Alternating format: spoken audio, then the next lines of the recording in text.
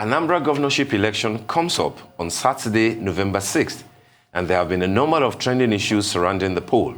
One of them is how much will the electoral body INEC rely on technology in the conduct of the exercise? Will the transmission of votes by electronic means be put to another test in Anambra? What about the controversies of the parties and their standard bearers? What is the level of the overall preparedness of the election management body? Rotimi Oyekanmi is a spokesperson for the Independent National Electoral Commission, INEC. He's joining us now to discuss the Anambra election and other matters. You're welcome to the studio, Rotimi. Good morning. Thank you very much for having me. Good morning. Good morning. Good to have you. All right, tell us, Rotimi, how prepared are you for the Anambra elections? It's less than 2 months, November the 6th. But of course, you know that we've been through a lot in terms of changing names, replacing names, courts giving different position on who should be the flag standard bearers, you know, for the parties. But really, where are we and how prepared is INEC for the election? Thank you very much. We are good to go for the election. Recall that in January this year, we released the timetable and schedule of activities. Yes. And there were 14 activities listed in that schedule. And so far, we have carried out 8 activities. And 2 activities are going to be carried out on 7th of October. That's when we release the register of voters and the final list of candidates that you have just talked about. We just last week, we suspended the continuous voter registration in Anambra, which we devolved to over 300 registration areas in the state to allow those who want to register. And the INEC chairman, Professor Mahmood Yakubu, has assured all those who registered that they will collect their permanent voters card before the election. Well, we suffered some setback. Recall that in May, the Anambra State Office was attacked, which affected our preparations because in that attack, we lost quite a number of a substantial quantity of materials. We had sent 50% of the non-sensitive materials to Anambra prior to that time. And when the office was raised down, we lost the entire consignment. We lost over 300 generators meant for the registration areas for the election, and so many other things. But thank God we have recovered. And thank God that since the INEC chairman led a team to President Muhammadu Buhari, we have not witnessed any major attack on our facilities in the southeast region the way it started. And with regard to preparations in terms of what we are going to use for the election, we have good news.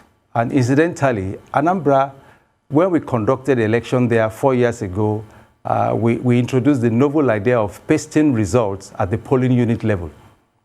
We call it a people's result sheet. At that time, all the civil society organizations that monitored the election were able to tabulate the results even before we released the official results, and then they were able to determine who won the election. And when we eventually released the result, it tallied with what they did. Now, for this one, we are going to use a new innovation, which is called the INEC voter enrollment device, which we have been using for the physical registration of voters, but which we are also going to use for the bimodal accreditation system, BVAS, for the election. Already we test ran the device for the by-election we held yesterday, and we are very hopeful that we are going to receive good reports. We didn't hear any negative report anyway from that one. And what does it do? You know, for 2015, we introduced the smart card reader, which gave that election the credibility that people are still talking about today. But this device now, this IVED, is going a step further. It is a 2-step authentication device. It authenticates your fingerprint, and then it does the facial. In other words, if for any reason you have a problem authenticating your fingerprint, then your face will now have to be screened. So we know that, I mean, everybody has a face. There's no way you will not have a face. So even if the fingerprints you're having issues with that, we expect that your face will be able to clear you. And we have decided that if any voter fails those 2 steps, then it will be assumed that he is not the person that is pretending to be. So I think, of course, we have trained the staff that we're going to develop. You know, this is something we've been doing for several years. So we are ready in terms of our own preparations. And in terms of security, of course, everybody is aware of what is going on around that region.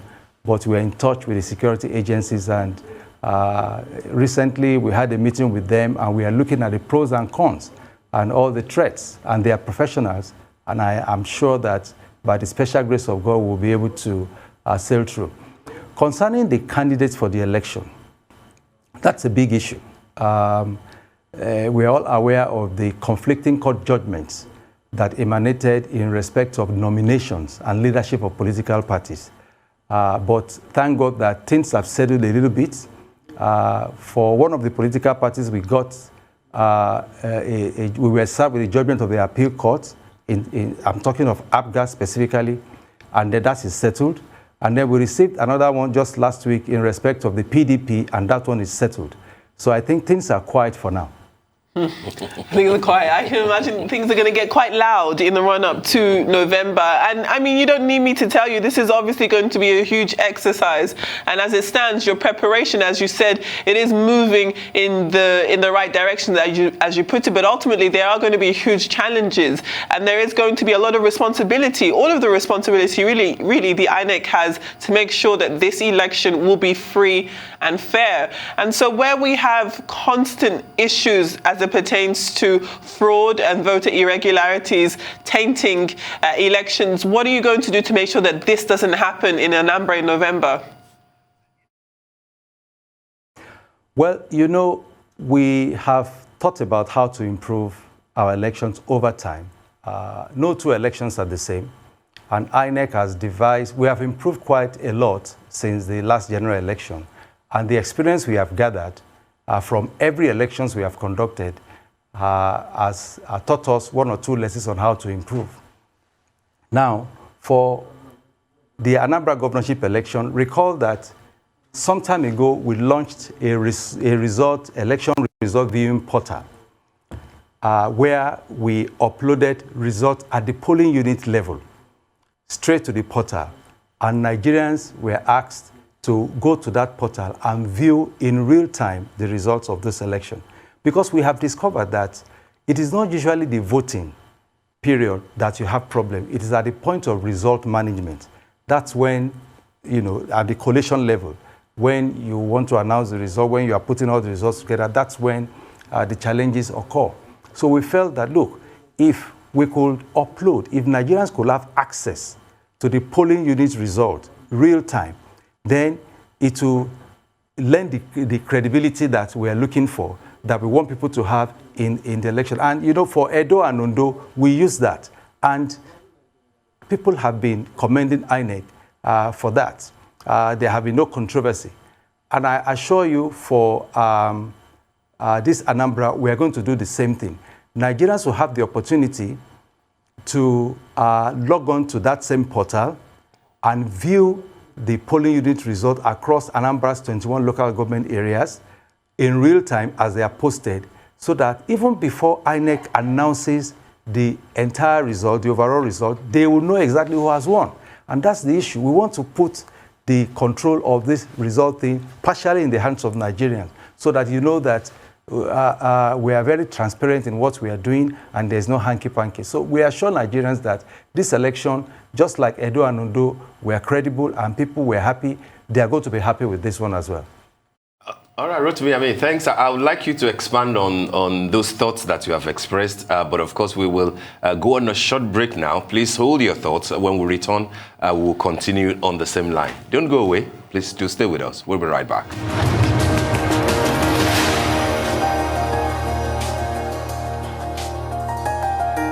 You're welcome back to the morning show here on Arise TV.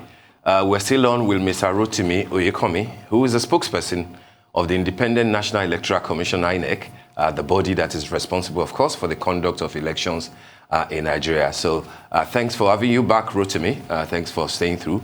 I like the thoughts that you were expressing, and the reassurance to Nigerians about the fact that this election in Anambra, just like, Edo and the other one that you mentioned, will be electronically driven, from a smart card reader to beavers, everything. That's quite reassuring. But then this is also against the background of the pronouncement lately that INEC will not take instructions, will not take orders from another agency, namely the NCC, regarding how to to conduct the election, specifically in the area of electronically transferring results.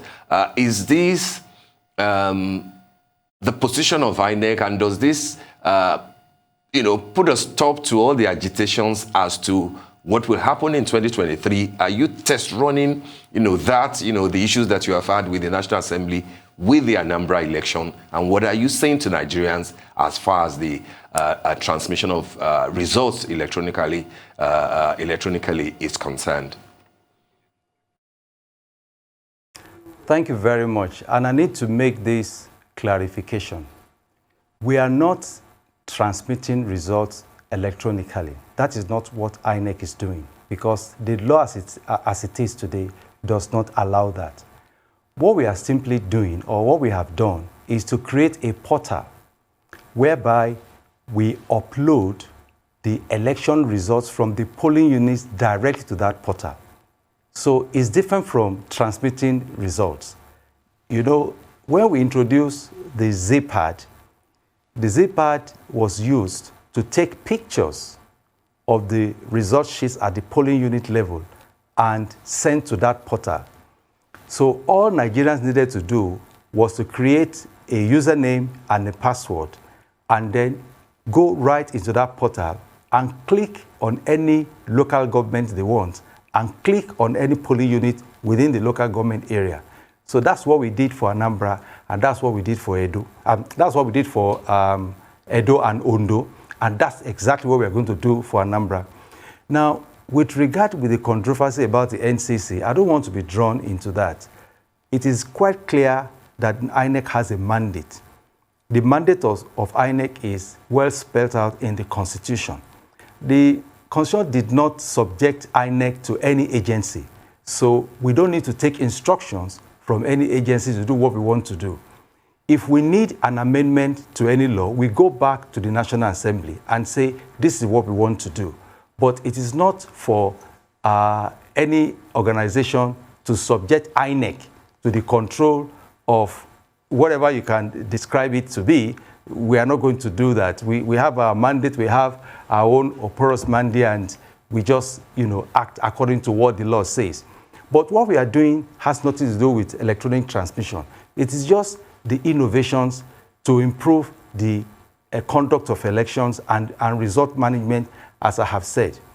And what does it entail? I will explain once again that for Anambra governorship election, across all the polling units in the 21 local government areas, we are going to post the polling unit result to the portal that we have created, where Nigerians can go, as they did for Edo, as they did for Ondo, and view the polling unit results in real time, so that they have access to what we are doing and they know exactly what is going on at any point in time.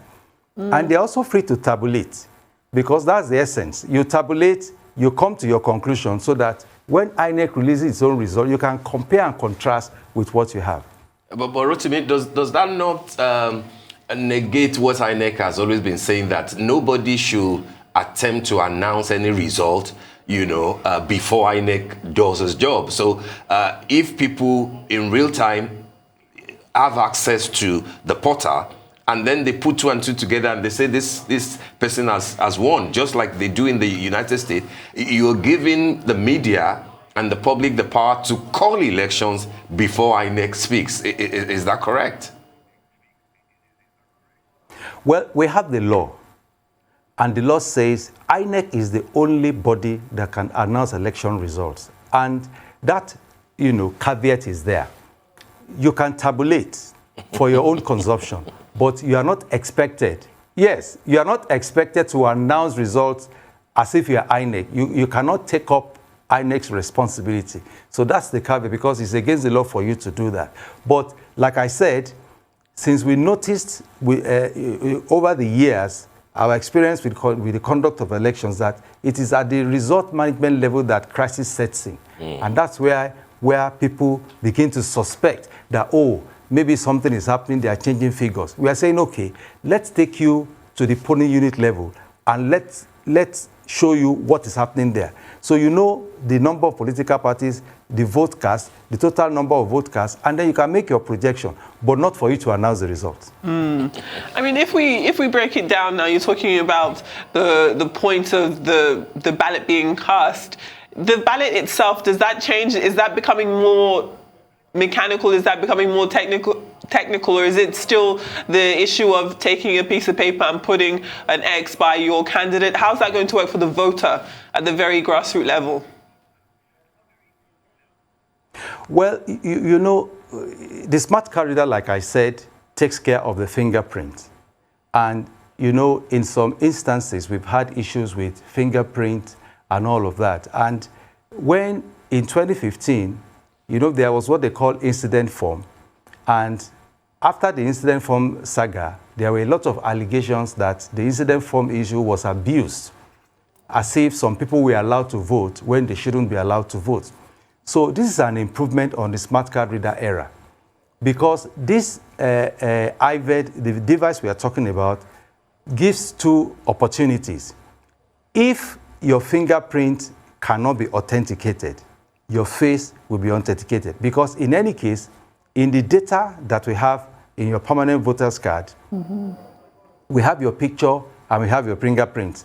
And there's another good thing about the device. It has the register of voter resident in it.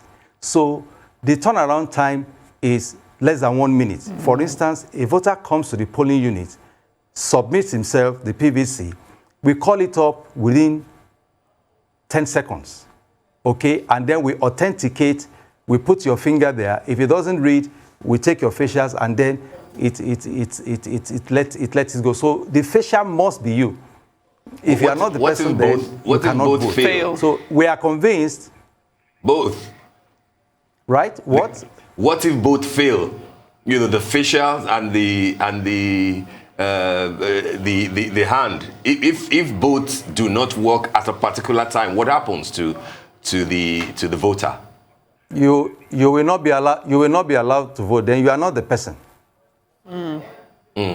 No, I'm talking about your device. If the device fails on those two scores, if the device is not able to identify the face of the voter or the fingerprint, what happens? Is your device, and the voter is ready to cast his ballot. Fail. Okay, all right.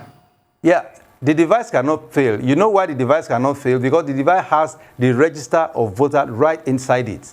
So it is not as if it is being linked by internet to some server somewhere. Okay. It's already inside that device. We have the register of voters. So it's like I have a data of X number of people, and one of the persons shows up to say he wants to vote. And I want to find out from the PVC that person has provided to check into my database whether the person is there. And if you are truly the person that came with that PVC, if you are the rightful owner, your details will come out. So what we are saying is that, okay, for whatever reason, if we cannot authenticate your fingerprint, your face will have to be authenticated.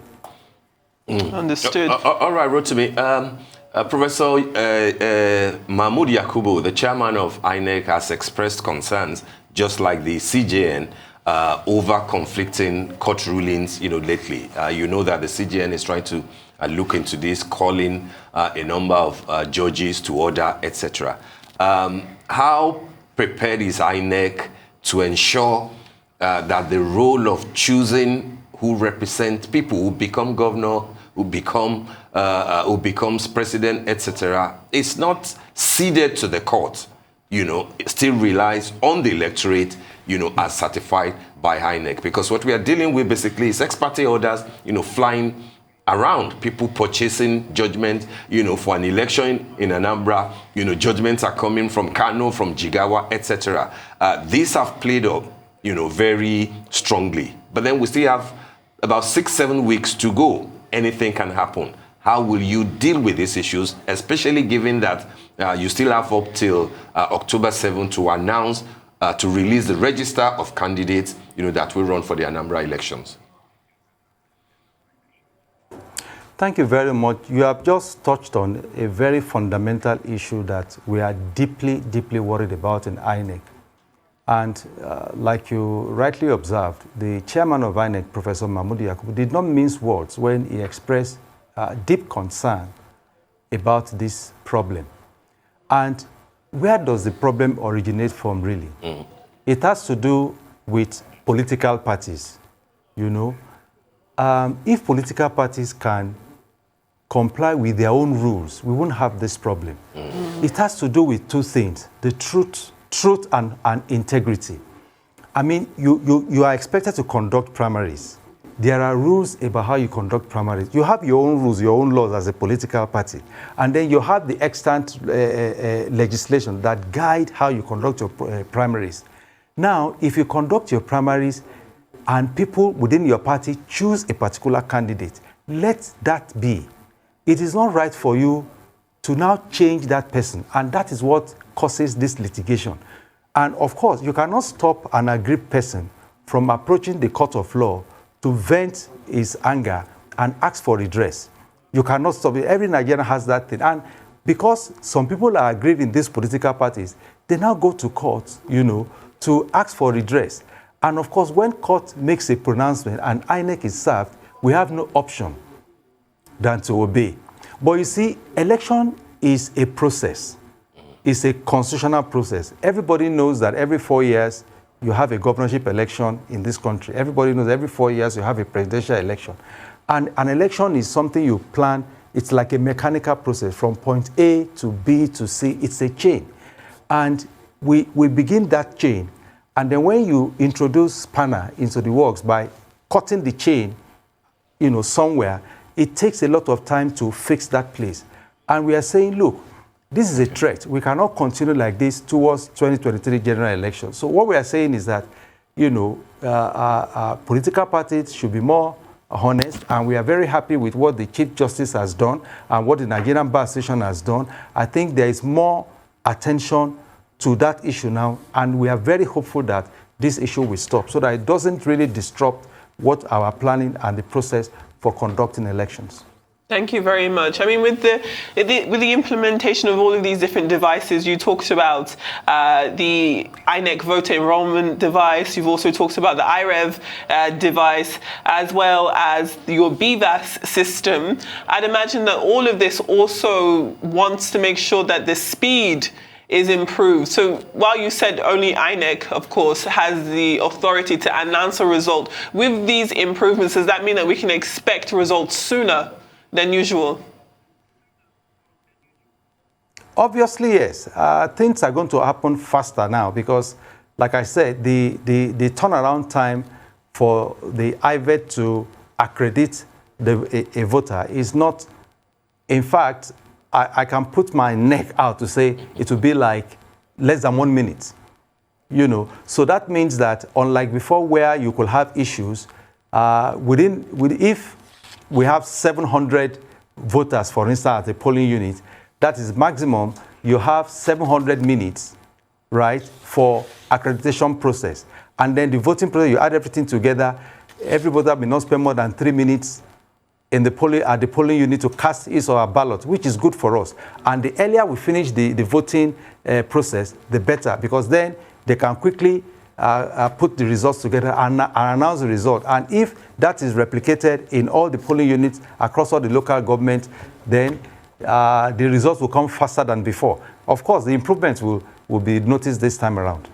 Okay, tell us, Rotimi, I know that you touched on it a bit, given the reassurance from the INEC chairman, but if you can expand it, beyond Anambra and how this will affect, electioneering, how will you deal with the issue of newly registered voters and those who applied to transfer, within and outside the state? Because it has always been a major issue as to, I was based in Lagos when I registered, but then I would like to vote in Abuja or in Kano. That's one. And secondly, what about the major issue of replacements and damaged PVCs, loss of PVCs, damaged PVCs, replacement? How do you, people can't even, sometimes you can't find, your PVC, or is damaged or is stolen. How do you deal with those issues across the country, not just for the Anambra election?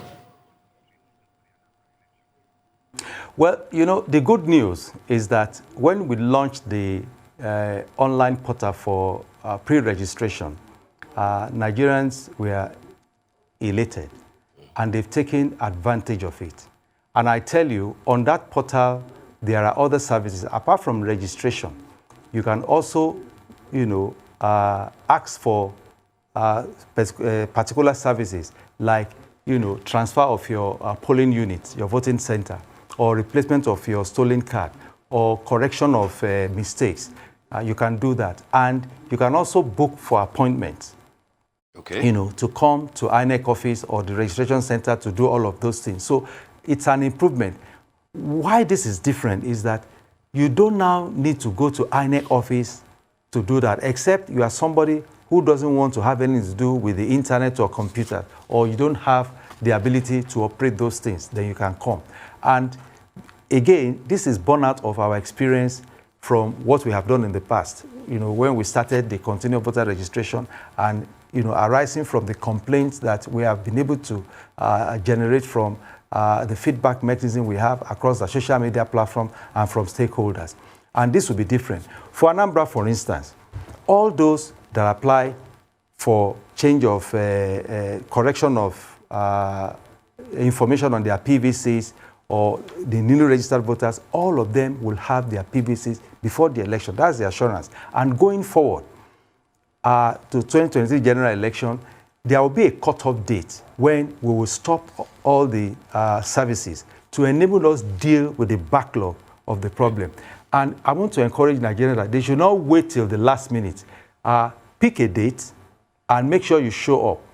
It is when you don't show up, you try to change the date, that you may have some little issue. But if you go online, you ask for a service, you pick a date, you show up at our office, we will solve the problem. So if you have people coming, and over the next 1 year, I'm talking about 2020 general elections now, you'll be amazed that for 2023, a lot more people will have their PVC in their hands than at any other time in the history of this country. Okay, thank you so very much, Rotimi. Femi, Mr. Oyekanmi makes INEC sound like the most effective commission out there. Commission in Nigeria. Definitely. We want to thank you very much for joining us and for shedding light on the issues raised. We look forward to the Anambra election and, of course, to the general elections in 2023. Thank you so much for joining us.